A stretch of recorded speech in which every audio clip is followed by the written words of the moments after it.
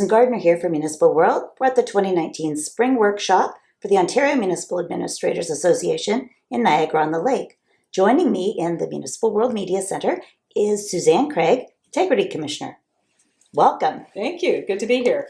So, talked this morning, lots of changes for Ontario municipalities that recently came in March, bringing some new powers, responsibilities for integrity commissioners in the province and making integrity commissioners, in fact, mandatory for Ontario municipalities. So how many municipalities are you working with right now?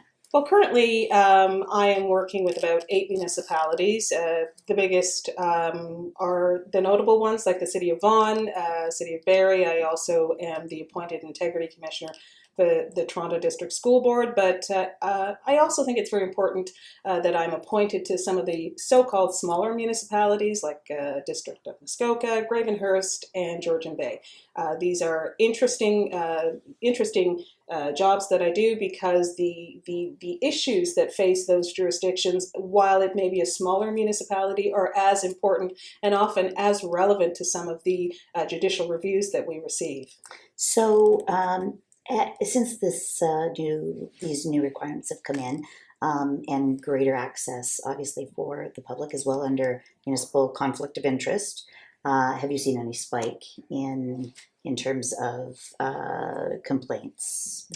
That's very interesting. I think that many of the integrity commissioners who do this line of work thought that when the province provided us with enhanced jurisdiction that there would be a spike in code complaints, that people would, now that the onus, the financial burden was not on them, would rush to file complaints. I haven't seen that. I do know that I am working with one complaint that has triggered the MCIA rules, and a couple of my colleagues also, but certainly not the deluge that we thought would take place. Well, that's good news for, it's good news generally, but it's good news for municipalities who were concerned about, what the cost might look like. Absolutely, absolutely. So one of the other, when the legislation was announced, of course, the requirements that integrity commissioners give advice to council members around pecuniary interest and some guidance on whether or not they have a pecuniary interest. There was some concerns that this was going to, for acting integrity commissioners at the time without legal background, that this was now going to put them into a situation where they're required to provide legal advice to council members. Mm-hmm. So what do you think about that? That's a really interesting question. And prior to integrity commissioners getting this enhanced jurisdiction, it was a discussion around the table because, of course, as you know, many integrity commissioners in Ontario are practicing lawyers. I myself am a trained lawyer, but I'm not a practicing lawyer, so I don't have to really concern myself with that. But now that integrity commissioners are actually able to receive and investigate Municipal Conflict of Interest Act complaints, the issue becomes the advice that you're giving to individual members of council as a practicing lawyer. Is it legal advice or is it integrity commissioner advice? And if it's the latter, what is that actually? The statute is very clear that an integrity commissioner is a statutory officer, and like the privacy commissioner, like the ombudsman, who are also legally trained and lawyers, when they provide that advice as a statutory officer, they are not providing legal advice. And so, to give you an example, a code of conduct complaint comes in alleging a contravention of the MCIA.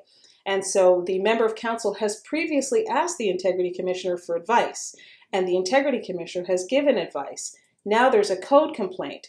Is it a conflict for the integrity commissioner who has provided statutory advice on the application to the member to now receive this complaint about the same individual to whom they provided advice?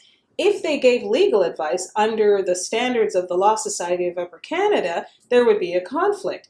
But if you are operating as a statutory officer, it would be unconscionable that an integrity commissioner, each time they gave advice, would have to remove themselves because now they're investigating the complaint. And I think that the province recognized that. That's why it's very clear that in the bundle under the Municipal Act that dealt with accountability and transparency, it states very clearly that the integrity commissioner shall provide advice, not legal advice, but advice in his or her realm of expertise as an integrity commissioner. So I think it's very clear that an integrity commissioner is not providing legal advice, and because of that, the member of council can then seek legal advice, can say thank you for your information as a statutory officer and expert in accountability and transparency, but now I'm really worried that I might actually be sued and face a lengthy trial, so I'm going to get my independent legal advice. Two different things, Yeah. and I think most of my colleagues are quite aware of the fact that even as they practice their trade as lawyers, when they are serving the municipality as an integrity commissioner, they're providing statutory advice and not legal advice. Okay, so this comes down to kind of that question of whether you need two integrity commissioners. You need one integrity commissioner, can handle both things. It's there's no need for separation. Absolutely, there. and I think if you find that there's a closeness, for example, it may not happen, but if there is a member of council who it may happen that you work in a municipality where you have a relationship where you feel as a statutory officer that there might be a conflict. You are unable to objectively adjudicate this matter. You would step away and provide perhaps an opportunity for another integrity commissioner to come in under your discretionary authority and investigate this complaint. It's the same way if you're dealing with a member of council who you have provided advice to. If you provided advice but you feel that in the view of the statute you remain an objective party because the statute doesn't say 8 members of council, and if you ever give them advice get 8 different integrity commissioners, then you will continue to investigate the complaint. But if you have investigated a member of council a couple of times, I found myself in situations where I've had a couple of kicks at the can, and I say to myself as an ethics officer, I don't know if I can approach this investigation with a clean mind, a clean slate. I think I'm going to ask one of my colleagues to actually step in and investigate this complaint. This is not because there's a requirement to declare conflict, but rather the ethics officer has to have ethics herself. Has to practice the fairness principle in action. That's right. Yeah. That's right. One of the things that you talked about is sometimes there's fear around this kind of office and so on, but really you're there to help staff and council members through these issues. Mm-hmm. What are some of the most recent cases? And I know we've had a few prominent cases in Ontario. Some of them have been under judicial review. What are some of your favorites? Yeah, my favorites. That's.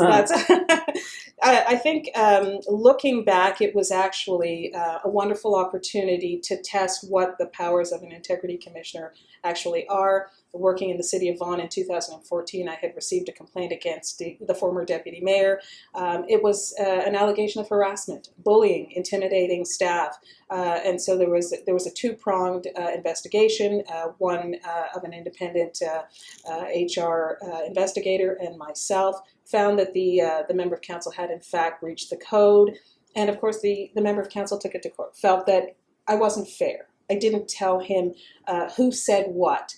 And what the court actually said in their review of my decision is the integrity commissioner has his or her statutory regime.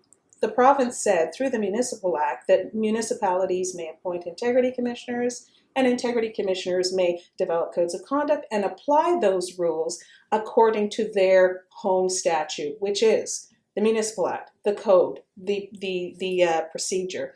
And so what the court said is that I had followed what I said I was going to do.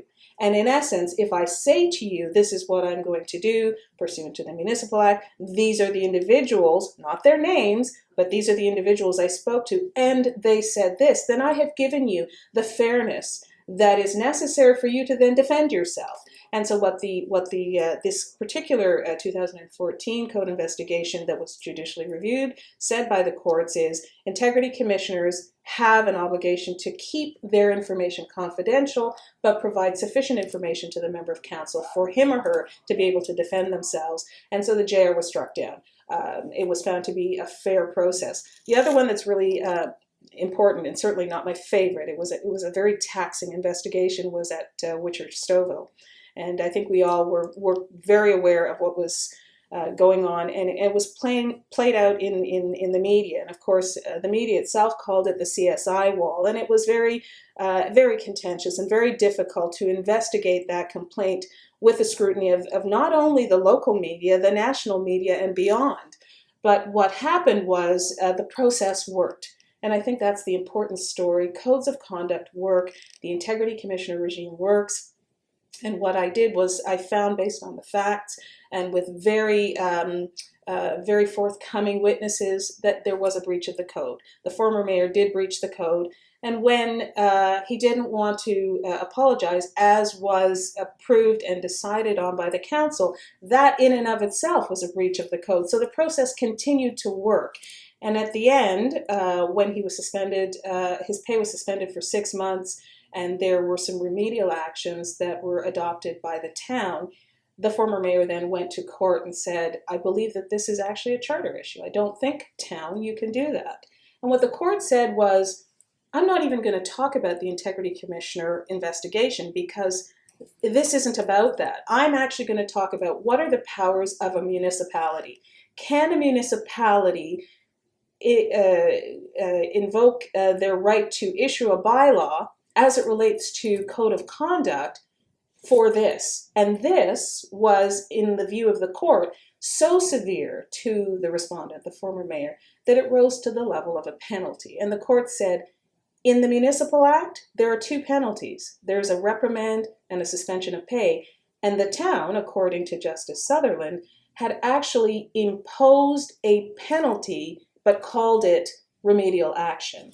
And so what this particular JR showed us was that municipalities that adopt the recommendation of the Integrity Commissioner have to be very careful in their wording, that it is similar and equal to the wording of the Integrity Commissioner, and cannot go beyond their own authority under the Municipal Act. In this case, the court found that they had been ultra-virus their authority under the Municipal Act and struck down the offending bylaw, which prohibited the former mayor from going to the park and using the swimming facilities in his jurisdiction. Okay, so there's a limit on what you can do in terms of penalties. A lot of these cases involve bullying and harassment of staff.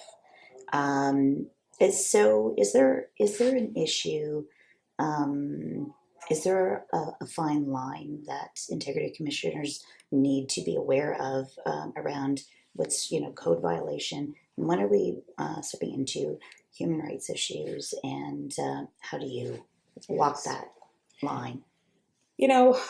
That's an interesting question, and I don't know that I really have an answer for that. It's very fact specific, and I think based on some of the code complaints that I've dealt with that raise the issue of harassment, inherent in intimidation is some measure of workplace safety issues.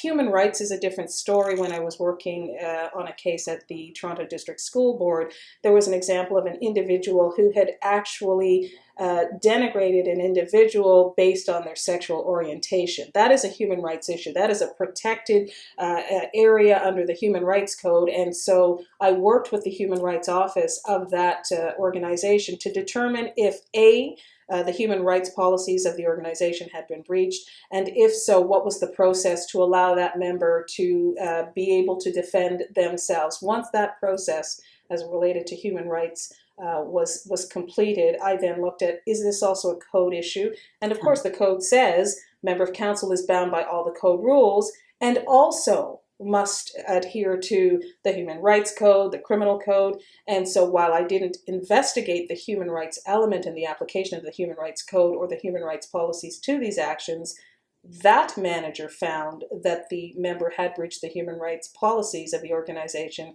and therefore it was a breach of the code. Of course, an individual always has the opportunity to go to the human rights code, whether or not there was a code investigation or not. But in this particular instance, for me, I think as my colleague John Mascarin said during the presentation, it's a difficult one, and sometimes we have to step back and let the experts in human rights, in workplace safety, conduct their own investigation, and then if there's a finding that there was a breach, is that also a breach of the code? Okay. Rely on their determination. Okay. So it's not always straightforward, and it does involve a number of different For sure. legal processes, codes. Yeah, absolutely. Well, thank you so much for coming in to share your insights. I really appreciate it. It's been a pleasure speaking to you. Thanks so Thank much. you. All right. I'm Susan Gardner for Municipal World. We share your stories.